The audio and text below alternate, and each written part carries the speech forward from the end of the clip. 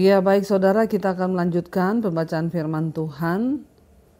Kemarin kita sudah selesai dengan Hakim-Hakim pasal yang ke-7, bagaimana Gideon mengalahkan dan maju berperang melawan orang Midian karena Tuhan menyuruh dia berperang setelah dia mendengarkan mimpi dari seorang pasukan dari Midian. Dan sekarang kita akan lanjutkan dari Hakim-Hakim pasal yang ke-8, dikatakan di sana saudara, ayat yang pertama. Lalu berkatalah orang-orang Efraim kepada Gideon, apa macam perbuatanmu ini terhadap kami? Mengapa engkau tidak memanggil kami ketika engkau pergi berperang melawan orang Midian? Lalu mereka menyesali dia dengan sangat. Jawabnya kepada mereka, apa perbuatanku dalam hal ini jika dibandingkan dengan kamu? Bukankah pemetikan susulan oleh suku Efraim lebih baik hasilnya dari panen buah anggur kaum Abiezer? Dan dikatakan di sana, Allah telah menyerahkan kedua raja Midian itu, yakni Oreb dan Seb, ke dalam tanganmu. Apa yang telah dapat kucapai jika dibandingkan dengan kamu? Setelah ia berkata demikian, maka redahlah marah mereka terhadap dia. Iya, saudara, jadi kalau kita melihat di sini, pemimpin-pemimpin Efraim ini merasa ditinggalkan oleh Gideon karena dia tidak mengajak mereka untuk ikut berperang, tetapi meninggalkan mereka di sana untuk membersihkan orang-orang Midian yang melarikan diri. Dan karena itu mereka sangat marah kepada Gideon. Merasa bahwa mereka itu hanya dikasih bagian yang sepele aja, membersihkan orang-orang Midian yang tertinggal. Dan akhirnya mereka marah, tetapi Gideon meyakinkan para pemimpin-pemimpin Efraim ini bahwa pencapaian yang mereka beri itu justru lebih besar daripada pencapaian sukunya sendiri, yaitu Abiezer. Dia berkata, justru apa yang kamu lakukan itu lebih luar biasa. Aku ini tidak melakukan apa-apa, kata Gideon. Dan penjelasan Gideon itu menunjukkan kepada mereka bahwa justru karena mereka sudah menaklukkan pasukan yang bagian belakang, sehingga akhirnya mereka berhasil menangkap jenderal-jenderal musuh atau kedua raja besar dari Midian, yaitu Seb dan juga dua raja Oreb dan Seb, saudara, orang Midian. Kita akan lanjutkan sekarang. Judul perikopnya, orang Midian dikalahkan dan raja-rajanya dibunuh. Ketika Gideon sampai ke sungai Yordan, menyeberanglah ia dan ke-300 orang yang bersama-sama dengan dia. Meskipun masih lelah, namun mengejar juga. Jadi mereka sudah lelah, tadinya sudah menangkap 2 raja, tapi masih ada 2 raja lagi yang harus mereka kejar. Pasti capek saudara, lelah mereka semalam-malaman. Dan akhirnya mereka harus terus mengejar supaya tidak ada yang tersisa. Dan berkatalah ia kepada orang-orang yang di Sukot ketika mereka menyeberangi sungai Yordan, mereka melewati Sukot. Dan Gideon meminta tolong, dia bilang, tolong berikan berapa roti untuk rakyat yang mengikuti aku ini, sebab mereka telah lelah dan aku sedang mengejar Sebah dan Samuna, raja-raja Midian. Masih ada raja-raja Midian yang akan dikejar dia, saudara. Tetapi para pemuka di Sukot itu berkata dan mengejek Gideon, saudara. Mereka bilang, sudahkah Sebah dan Salmuna itu ada di dalam tanganmu sehingga kami harus memberikan roti kepada tentaramu? Lalu kata Gideon, kalau begitu apabila Tuhan menyerahkan Sebah dan Salmuna ke dalam tanganku, aku akan menggaruk tubuhmu dengan duri padang gurun dan onak. Karena mereka, saudara, menyepelekan Gideon, mereka berkata, kenapa kami harus beri kamu roti dan juga tentaramu? Apakah memang sudah kamu taklukkan raja itu? Kalau memang sudah kamu taklukkan, kami bisa memberi, tapi kalau tidak, kami tidak akan memberi roti itu. Dan akhirnya Gideon berkata, kalau sampai Tuhan menyerahkan benar raja-raja itu ke dalam tanganku, maka aku akan kembali dan aku akan menggaruk punggungmu dengan duri dari padang gurun. Maka berjalanlah ia dari sana ke Peniel dan berkata demikian juga kepada orang-orang di Peniel. Tetapi orang-orang ini pun menjawabnya sama seperti orang-orang yang di Sukot. Lalu berkatalah ia juga kepada orang-orang Peniel, apabila aku kembali dengan selamat, maka aku akan merobohkan menara ini, ya, kata Gideon kepada mereka, saudara. Sementara itu, ya, Seba dan Salmuna ada di Karkor bersama-sama dengan tentara mereka, kira-kira 15.000 orang banyaknya, yakni semua orang yang masih tinggal hidup dari seluruh tentara orang-orang di sebelah timur. Banyaknya yang tewas ada 120.000 orang yang bersenjatakan pedang, ya. Jadi saudara, kalau kita melihat, ya, pemimpin tadi Sukot dan Peniel itu tidak mau membantu Gideon, mungkin karena mereka takut, karena Midian termasuk, ya, daerah yang besar. Nanti kalau Gideon tidak berhasil menangkap dan menaklukkan rajanya, mereka takut orang Midian balas dendam karena mereka sudah menolong tentara Israel, ya. Dan akhirnya saudara, ya, akhirnya Gideon gagal, ya, beserta dengan 300 orang, ya, tidak diberi makan, saudara. Mereka, ya, menyadari banget, saudara, bahwa, ya, apa yang sudah Tuhan berikan, ya, kepercayaan itu adalah, ya, di tangan mereka, dan akhirnya, ya, Tuhan itu juga yang akan menyertai mereka. Kita melihat di sini, ya, pasukan Gideon itu berjumlah 300 orang dan mereka mengejar 15.000 orang, ya, dan pasti saudara, mereka dalam keadaan lelah, tidak diberi roti, ya, lapar, mengejar 15.000 hanya 300 orang, ya, secara nalar pasti mereka akan kalah, ya, dan sudah pasti mereka kalah.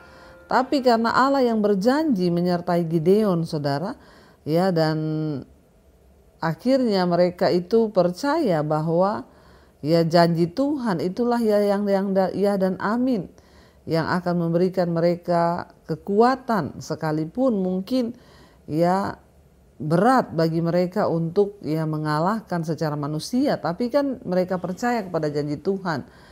Dan sementara itu, ya, Raja Seba dan Salmuna itu ternyata berada di Karkor yang mereka cari bersama-sama dengan tentara mereka, kira-kira 15.000 orang banyaknya, yakni semua orang yang masih tinggal hidup, saudara, ya. Dan yang sudah dibunuh tewas itu 120.000 orang yang dengan senjata pedang. Gideon maju melalui jalan orang-orang yang diam di dalam kemah di sebelah timur Nobah dan Yokbeha. Lalu memukul kalah tentara itu. Ketika tentara itu menyangka dirinya aman, Seba dan Salmuna melarikan diri, tetapi Gideon mengejar mereka dan menawan kedua raja Midian itu, yakni Seba dan Salmuna, sedang seluruh tentara itu dicerai-beraikannya. Ya, saudara, kita melihat akhirnya Tuhanlah yang memberikan mereka kemenangan, karena memang Allah yang sudah berjanji akan memberikan kemenangan kepada Gideon. Ya, tidak peduli semustahil apapun itu 300 mengejar 15.000, tapi bersama dengan Tuhan, ya, Tuhan sanggup memberikan kemenangan yang luar biasa. Dan Gideon mengejar, saudara, ya, kedua raja itu, dan akhirnya, ya, dia menawan kedua raja Midian itu, Seba dan Salmuna, sedang seluruh tentaranya itu akhirnya tercerai-berai, lari ketakutan. Ayat 13, kemudian kembalilah Gideon bin Yoas dari peperangan dengan melalui pendakian Heres. Ditangkapnyalah seorang muda dari penduduk Sukot. Setelah ditanyai, orang itu menuliskan nama para pemuka dan para tua-tua di Sukot untuk Gideon. 77 orang banyaknya. Ingat, mereka yang sudah mengejek Gideon dan tidak memberikan roti, ya, akhirnya seperti yang sudah Gideon katakan. Ayat 15, lalu pergilah Gideon kepada orang-orang Sukot sambil berkata, inilah Seba dan Salmuna yang karenanya kamu telah mencela aku dengan berkata, sudahkah Seba dan Salmuna itu ada di tanganmu sehingga kami harus memberikan kamu roti kepada orang-orangmu yang lelah itu? Lalu ia mengumpulkan para tua-tua kota itu, ya, seperti yang dia katakan, saudara, dulu, ya, ketika dia lewat di situ. Gideon berkata, dan dia mengambil duri dari padang gurun, saudara, ya, dia mengambil duri dari padang gurun, ya, dan Onak, ya, lalu menghajar orang-orang Sukot itu, ya, juga menara Peniel dirobohkannya dan dibunuhnya orang-orang di kota itu, saudara. Ya, akhirnya dibunuh semua, saudara, ya, dan dikatakan sana, kemudian bertanyalah ia kepada Seba dan Salmuna, di manakah orang-orang yang telah kamu bunuh di Tabor itu? Jawab mereka, mereka itu serupa dengan engkau, sikap mereka masing-masing seperti anak raja. Lalu kata Gideon, saudara-saudarakulah itu, anak-anak ibuku, demi Tuhan yang hidup, seandainya kamu membiarkan mereka hidup, aku tidak akan membunuh kamu. Katanya kepada Yeter anak sulungnya, bangunlah, bunuhlah mereka. Tetapi orang muda itu tidak menghunus pedangnya karena ia takut sebab ia masih muda. Lalu kata Seba dan Salmuna, bangunlah engkau sendiri, ya, dan paranglah kami, sebab seperti orangnya demikian pula kekuatannya. Maka bangunlah Gideon, dibunuhnyalah Seba dan Salmuna, kemudian diambilnyalah bulan-bulanan yang ada pada leher unta mereka. Ya, jadi saudara, kita lihat di sini, ya, akhirnya Tuhan memberikan kemenangan kepada Gideon. Bagi seorang raja, saudara, ya, dibunuh oleh seorang anak laki-laki kecil itu sangat memalukan. Ya, makanya akhirnya, ya, raja itu meminta agar Gideon yang membunuh mereka. Ya, jangan sampai dibunuh oleh anak kecil, ya, yang masih muda. Dia tidak mau membunuh, saudara, ya, dan karena anak laki-laki kecil itu, ya, harga dirinya akan hilang sebagai seorang raja jika dia mati di tangan anak kecil. Ya, dua orang ini ingin menghindari hal memalukan itu, walaupun dia mati, tapi dia mati terhormat di tangannya Gideon. Dan akhirnya, ya, Gideon mengambil pedang dan menghunuskannya, lalu mereka akhirnya ditewaskan, saudara. Ya, kita melihat, saudara, ya, kemenangan yang diberikan Tuhan kepada Gideon yang tadinya tidak mungkin akhirnya menjadi mungkin karena Tuhan yang menyertai mereka. Ya, dan tidak ada perkara yang mustahil kalau Tuhan yang menyertai. Kita lanjutkan sekarang masih di, ya, Hakim-Hakim pasal ke-8, sekarang ayat 22. Judul perikopnya adalah perbuatan Gideon selanjutnya dan akhir hidupnya. Kemudian berkatalah orang Israel kepada Gideon, biarlah engkau memerintah kami, baik engkau, baik anakmu maupun cucumu, sebab engkaulah yang telah menyelamatkan kami dari tangan orang Midian. Ya, jadi mereka berkata kepada Gideon agar Gideon mau, ya, untuk ya, menggembalakan mereka untuk memimpin bangsa itu. Tadinya Gideon juga ragu, tapi setelah dia meminta tanda, akhirnya Tuhan menjawab. Jawab Gideon, ya, kepada mereka, aku tidak akan memerintah kamu dan juga anakku tidak akan memerintah kamu, tetapi Tuhan yang akan memerintah kamu. Selanjutnya kata Gideon, ya, kepada mereka, satu hal saja yang kuminta kepadamu, baiklah kamu masing-masing memberikan anting-anting dari jarahannya, karena musuh itu beranting-anting emas, sebab mereka orang Ismail. Ya, jawab mereka, kami mau memberikannya dengan suka hati, dan setelah dihamparkan sehelai kain, maka masing-masing melemparkan anting-anting dari jarahannya ke atas kain itu. Saudara, kita lihat di sini akhirnya orang Israel melihat satu bukti bahwa Tuhan menyertai Gideon karena dia mengalahkan orang Midian dan membunuh raja-raja orang Midian. Lalu bangsa itu ingin menjadikan Gideon dan juga keluarganya sebagai raja mereka. Ya, tetapi Gideon menekankan bahwa Tuhanlah yang akan memeraji raja dan akan memerintah mereka. Kita lihat di sini, saudara, meskipun Gideon kadang-kadang tidak konsisten, namun dia selalu bisa melihat pentingnya baik bagi bangsa maupun individu untuk mengutamakan Allah. Ya, apakah Allah yang kita utamakan dalam hidup kita atau kita mencari keuntungan diri sendiri? Di saat orang lain berebut mencari jabatan, di saat orang lain berebut mencari kedudukan, Gideon memperolehnya. Ya, karena mereka melihat kemenangan dan orang Israel datang dan berkata, kami mau engkau menjadi pemimpin atas kami, menjadi raja atas kami. Tapi Gideon menjawab kepada mereka, ya tidak, ya. aku ya tidak akan memerintah kepadamu, juga anak-anakku tidak akan memerintah kamu, tetapi Tuhan yang memerintah kamu. Ya, Gideon tidak sombong ya, dan dia tidak mengambil keuntungan, tetapi dia berkata Tuhanlah yang akan memerintah. Gideon berkata, aku dan anak-anakku tidak akan memimpin kamu. Sebenarnya kan Gideon bisa mengambil kesempatan dan berkata, oh iya, aku harus memimpin kalian karena aku yang sudah memenangkan pertempuran dan membebaskan orang Israel dari bangsa orang Midian. Tapi Gideon tidak melakukan itu. Sebaliknya dia berkata, Tuhanlah yang akan menjadi pemimpin bagimu, bukan aku, juga bukan anak-anakku. Saudara, penting bagi kita untuk meletakkan Tuhan sebagai satu-satunya pemimpin dalam hidup kita, juru selamat dalam hidup kita, karena satu saat pendetamu bisa mengecewakan engkau. Saya bisa mengecewakan saudara, gembala saudara bisa mengecewakan saudara. Tapi ketika kita menaruh harapan kita kepada Tuhan, kita tidak akan pernah kecewa saudara dengan siapapun, karena pertolongan, karena pengharapan, karena ya pemimpin kita yang sejati itu ialah Tuhan. Tapi Gideon berkata, dia meminta saudara jarahan anting-anting dari orang-orang Midian yang sudah dijarah, karena mereka semua memakai anting-anting. Dan akhirnya ya rakyat itu memberikan kepada Gideon orang-orang ya yang sudah menjarah ya. Mereka membentangkan sebuah kain dan akhirnya mereka melemparkan saudara anting-anting dari jarahan mereka ke kain itu. 26, adapun berat anting-anting emas yang dimintanya itu ada 1.700 sikal emas. Belum terhitung bulan-bulanan, perhiasan telinga dan pakaian-pakaian ungu muda yang dipakai oleh raja-raja Midian. Dan belum terhitung kalung rantai yang ada pada leher unta mereka. 27, kemudian Gideon membuat efod dari semuanya itu dan menempatkannya di kotanya di Ofra. Di sanalah orang Israel berlaku serong dengan menyembah efod itu.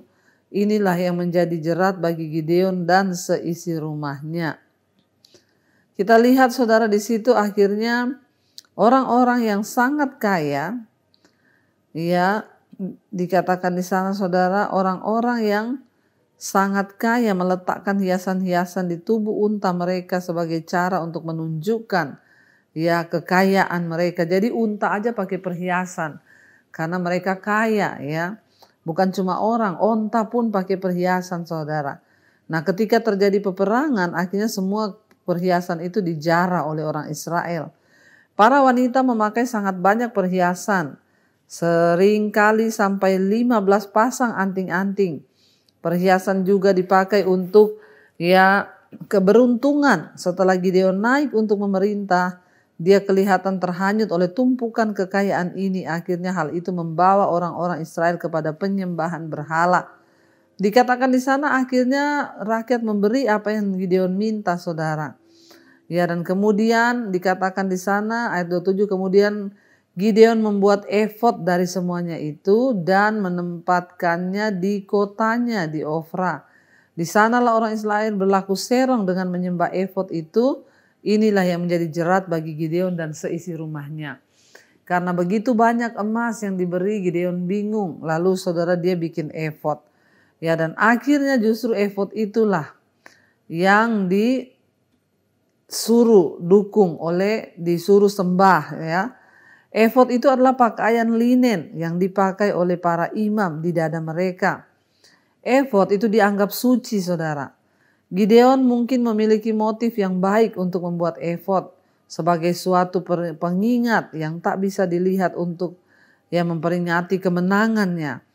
Tapi justru sayangnya saudara, ya pada saat itu bangsa Israel mulai menyembah efod yang dibuat Gideon itu sebagai berhala. Dan yang menyedihkan, banyak keputusan yang berasal dari motif yang baik mengeluarkan hasil yang negatif.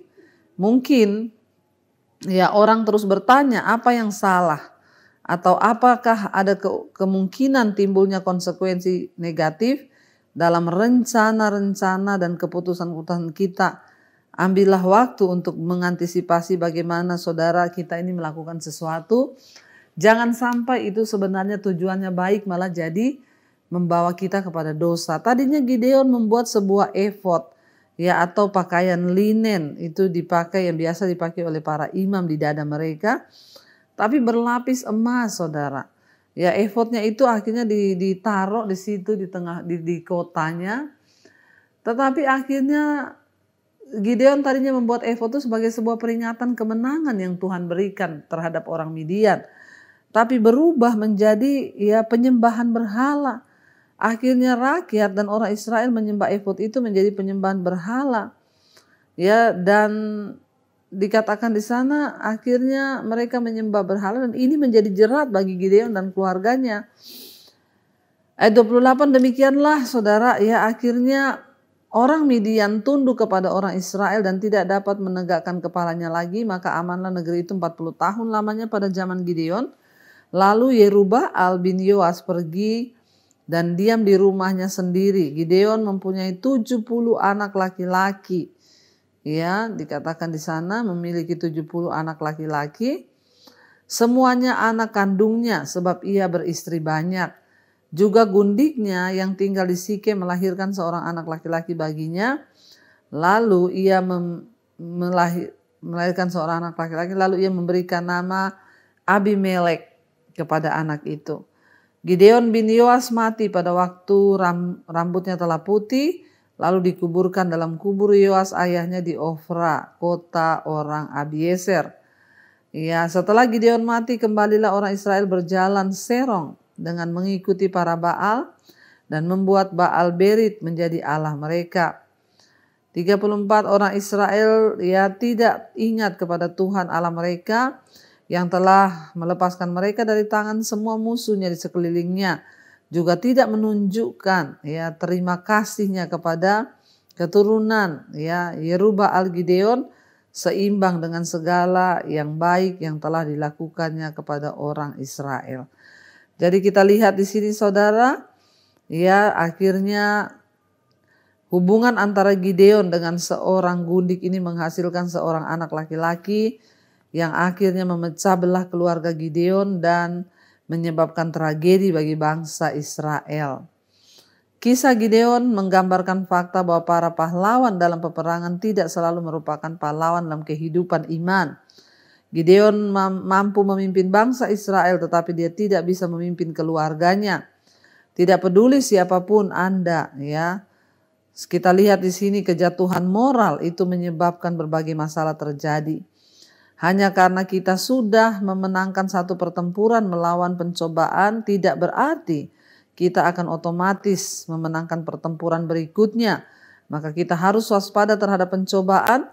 Kadang-kadang saudara, serangan paling kuat itu justru ya muncul dari iblis setelah kita mengalami kemenangan. Kita melihat di situ akhirnya ya Baal Berit, ya berarti Baal, yaitu tuan dari perjanjian.